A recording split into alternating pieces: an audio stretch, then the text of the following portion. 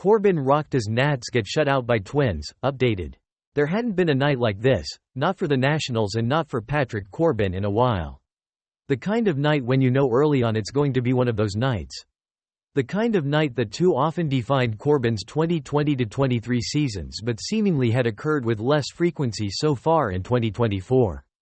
It happened tonight, though, and it was no easier to watch than any of the previous ones. The only saving grace? There may not be that many more opportunities for Corbin to experience more of these. Tonight's 10-0 whitewashing at the hands of the Twins was perhaps the low point of the season to date for the Nationals, who even when they lose have almost always managed to keep it close. Not so this time, not with Corbin getting rocked by a Minnesota lineup that had scored a total of 12 runs during its now expired 7-game losing streak. It didn't help matters that the exact same Nats lineup that busted out for 12 runs Monday night against Pablo Lopez and the Twins' bullpen was completely shut down by Joe Ryan only 24 hours later. Not that it would have made a whole lot of difference tonight, because it would have required a ton of run support to counteract Corbin's start. Sometimes those days just happen, manager Davey Martinez said. He's been really good, and really keeping us in games. Today, it just didn't happen.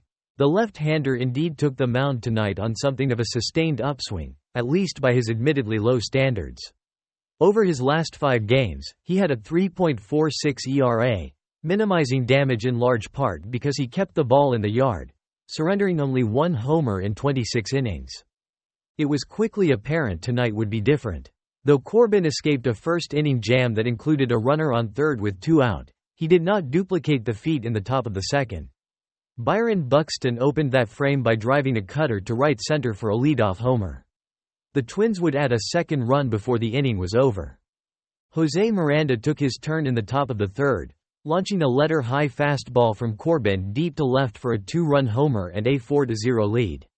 And when Buxton came back up in the top of the 5th and drilled a fastball to center for his second homer of the night, it was 6-0 in front of a crowd running out of reasons to stick around for the rest. Sometimes solo homers. 3 of those make it 3-0 instead of 6-0. It's a big difference to it, Corbin said. Just not around the plate as much today.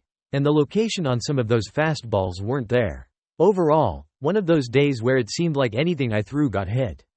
At this point, the Nationals leave Corbin out there to at least complete 6 innings or reach the 100-pitch mark.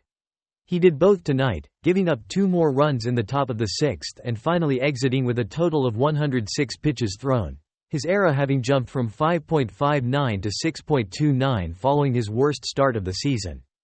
This was the 11th time Corbin has allowed 7 or more runs in a start since 2020.